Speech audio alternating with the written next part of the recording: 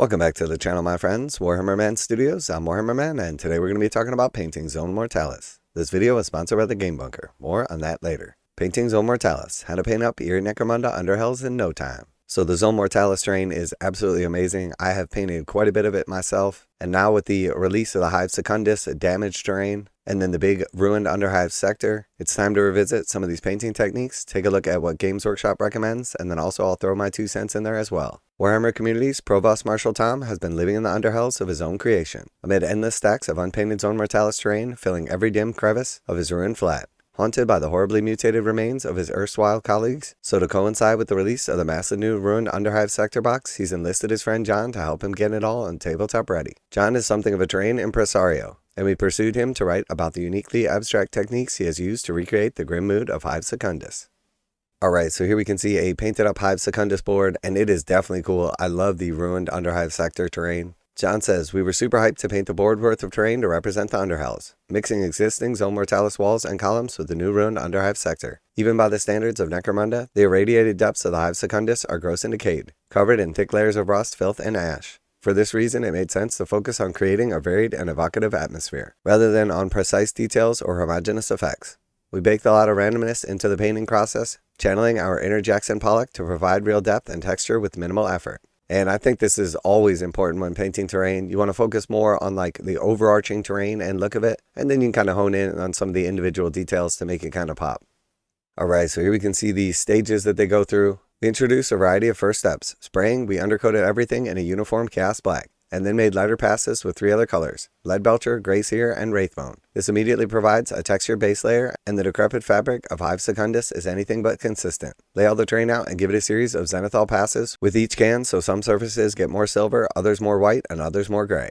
Okay, so this is basically the exact technique that I used. I just used a little bit of extra color variance. So you start off with your bare plastic, then you hit it with black. Next you do a zenathal spray, starting at like a 45-degree angle, spraying down at your items so that the cracks stay dark, but the exposed surfaces get the lighter spray. And then next I used Grey Seer, and then finally some Wraithbone. And as I progressively hit it with these, I'll hit certain areas more than others, and then the final coat with the lighter color, or in this case Wraithbone, you're holding the can at like a 75-degree angle, spraying down, so it's really only hitting like the sharper surfaces that are exposed to what would be the equivalents of like the sunlight, which is what you're trying to emulate with like a zenathal spray. And when it's all said and done, you're going to end up with a bunch of patches of silver, some patches of gray, and then everything is going to be highlighted in your lightest color. When I was doing one of my sets, I used a little bit more variance, so I used like some blues and some purples, as well as some browns from underneath, and this gave more of like a rusty kind of effect in the shadows, instead of just like the uniform black. But overall, same technique, it's just a matter of what colors you choose. Next is the really fun part. We got all of Tom's contrast paints off the shelf and began to apply them at random to the different columns and walkways. We let the colors mingle together in some parts, trying to set up really vivid or even repulsive juxtaposition of color. There's no wrong way to do this. Just dab the paint on and splash some water around, and then let it dry, and then maybe add a bit more. The more exciting and unexpected, the better. The contrast paints react to the variegated underpaint, creating a whole suit of different shades and colors in a matter of minutes. It will now look very psychedelic. But don't worry, as subsequent steps will dial it back down without losing the unsettling atmosphere. Okay, so here you can see they've used like some brighter greens, some reds, and then some darker greens. We see some yellows and some blues. And overall, you're just trying to create more variance. So in my case, I used a lot more of like underspraying or different base colors to kind of give some of the variation. And then I also used like some sprays of those same colors to give more of like shadowy or rusted effects. But overall, you just want to mix up your palette and just figure out what you want the final look to look like. Knowing that you're going to dial down some of the brightness, you're going to add some extra verdigris, some rust and whatnot. And realistically, you want it to look a little bit too much in the beginning, because by the time you dial it down, you want to make sure that it's still evident that you took these steps. Now a quick word from today's sponsor, Game Bunker. Game Bunker carries a full range of Games Workshop products, including miniatures, terrain, paint tools, and more. Game Bunker offers 15% off MSRP for most Games Workshop products with the discount code WHMS. Receive free shipping in the continental United States on orders over $145. Online orders ship out within 24 hours. Game Bunker is a veteran-owned business. Use affiliate link below, enter discount code WHMS to save 15% on most items at checkout. For fast, friendly service with a discount on your favorite tabletop wargaming purchases, visit GameBunker.net and let them know that Warhammer Man sent you.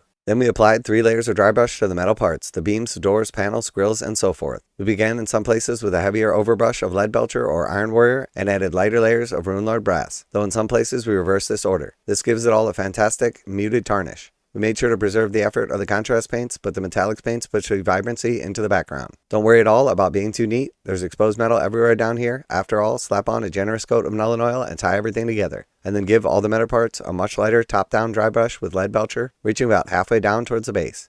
Okay, so once again, this is almost the exact technique that I used as well. Did a nice dry brush of some of the metallics, and then hit everything with like a nice black-brown wash. Nuln Oil looks really good, Agrax Earthshade. You can even add in some spotted colors of different washes as well. And then finish everything off with a lighter dry brush. And again, I use the top-down effect because that's going to emulate the zenathal effect that you're looking for.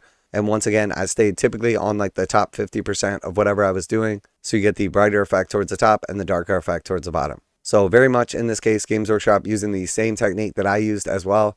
And I can verify that this looks awesome and works very good. And here we can see once everything is dialed down, those bright colors are kind of muted, but you still have like the cool variants. You have a lot of extra like blues and browns and greens. And by the time you put it all on the table, it's going to look awesome.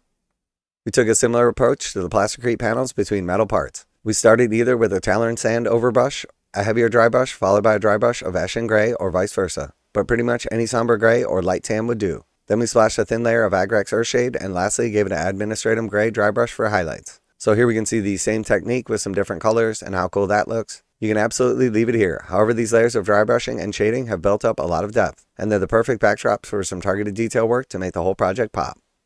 This we duly did, focusing on the smaller, more prominent detail with a lot of Stormhole silver, giving each piece a focal point which eye is drawn, even putting a quick dot on selected rivets to add extra interest. So again, this is exactly what I did. You basically overarchingly take care of everything with this base technique and then come back afterwards and pick out some of the specific details, whether it's metallic trim, some of the control panels. You can add OSL for lights, all kinds of cool little effects, and it really is up to you just how far you want to take it.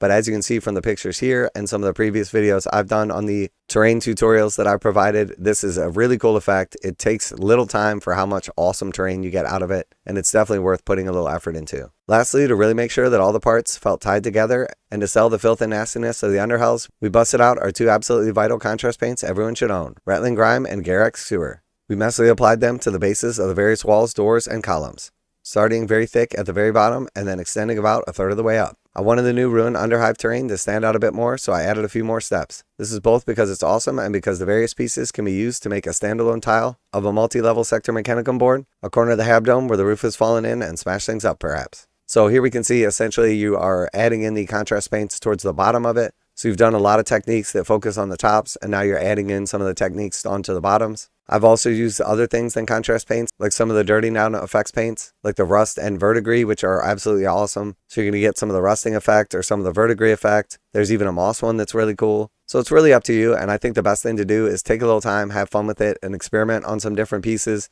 see what you like, and then apply that to some of the tiles or some of the terrain pieces as needed.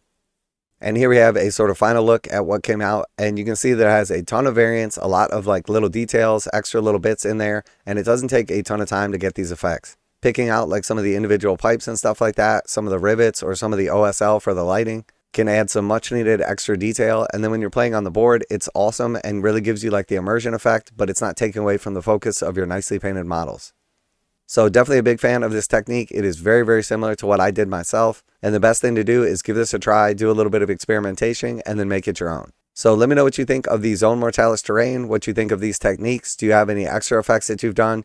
You can emulate the same thing with a dry brush, or alternatively, you can use an airbrush. I used a lot of rattle can sprays, some of them from Games Workshop, and other just cheap ones like Rust-Oleum. But the most important thing is when you're working on a large project like this, don't spend too much time on any particular piece. Focused on just getting the project done and doing smaller bits at a time if you need to, rather than doing a ton of it, getting halfway done and getting burnt out. Let me know if you have any additional techniques to share, if you tried any of this in the past and how it's come out.